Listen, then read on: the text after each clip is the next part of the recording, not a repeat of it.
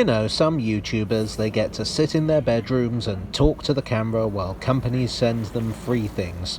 I'm an idiot, so I was on the Greenwich Peninsula on a Sunday afternoon looking for a railway.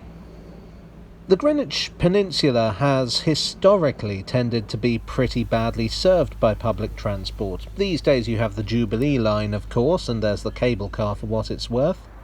Before 1998, though, all you really had was a single passenger line from London Bridge.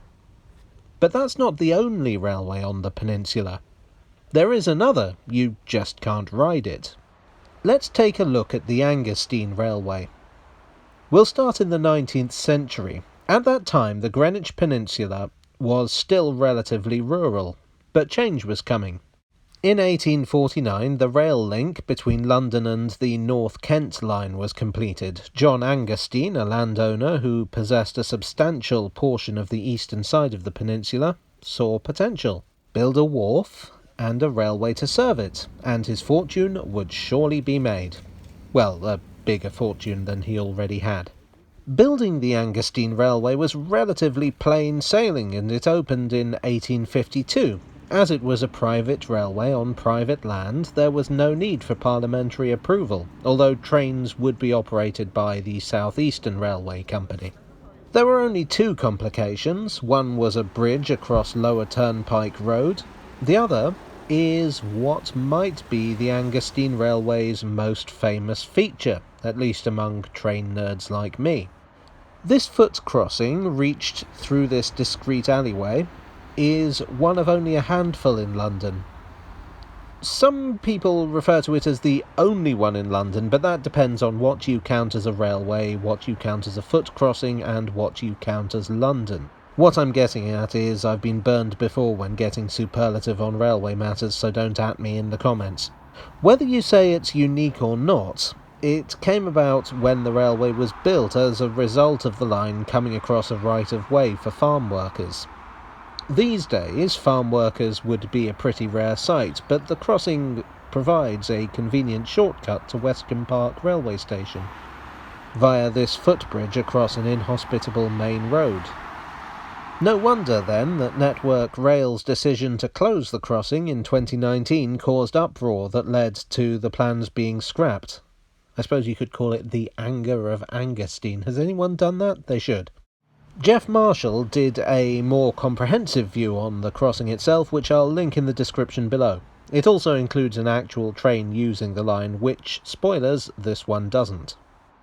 Incidentally, this is also one of the few places where you can actually access the railway, the rest largely being hidden from view, so, you're probably going to get a lot of shots of things that aren't railways.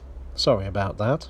However, Angerstein Wharf still exists. The old wharf now deals in aggregates, but back in the day, all sorts of goods used to use the wharf. Slates, coal, coke, timber, flour, oil, manure, fuller's earth, stone and sand came this way. There were also a lot of other industries based on the peninsula, and many of them had their own sidings coming off the Angerstein Railway.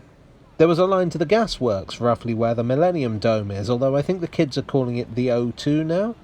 Anyway, there used to be a line here, and it carried tar tankers. Here, a short walk east of Angerstein Wharf, are the remains of some sidings. This was Durham Wharf, built in the early 1900s to handle sand for the nearby glassworks, and coal. There's another abandoned line back at Angerstein Wharf. This narrow gauge line onto the pier doesn't look to have been used for a long time. Now, I couldn't get a clear shot, but inside the fence the track appears largely buried. I know there was a narrow gauge railway around here that closed in about 1930, but I find it weird that the line is still there 90 years later. Wouldn't they have removed it from the pier at least? If anyone can tell me any more, then all information is gratefully received.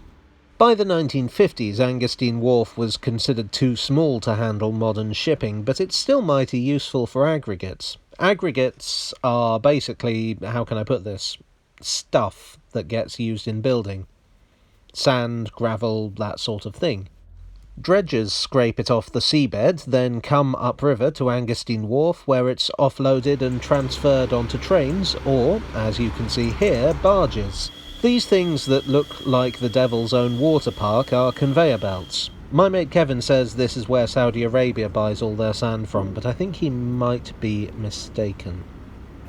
So, the Angerstein Railway still has its uses. There have been various schemes floated to make even more use of it. Not long after the railway was completed, the South Eastern Railway wanted to build a ferry pier for Blackwall and extend the railway to meet it. There were also a couple of failed schemes, probably backed by the South Eastern, to build a large dock here with, of course, a railway to serve it. When the tube came to North Greenwich, some local residents opined that if it were connected to the Angerstein Railway, it could revolutionise transport on the peninsula. But nothing came of it, and nothing has since. Apart from the odd enthusiast special, the Angerstein Railway is strictly freight only. It kind of makes you wonder what sort of place we'd be looking at if any of these schemes had gone ahead. The western side of the peninsula, with the underground, is pretty swish. It's very modern and pedestrian-friendly. While the east is very car-oriented, quite industrial, and a little bit the Sweeney, if you know what I mean. If there was a passenger railway here as well, what sort of peninsula would we have today? Hello all, thanks for watching this video about industry and dereliction and other things that aren't very photogenic. If you enjoyed it, please do leave a like and subscribe for more. Do you think the Angerstein Railway has untapped potential? Let me know what you think in the comments. And I'll see you again very soon. Cheerio.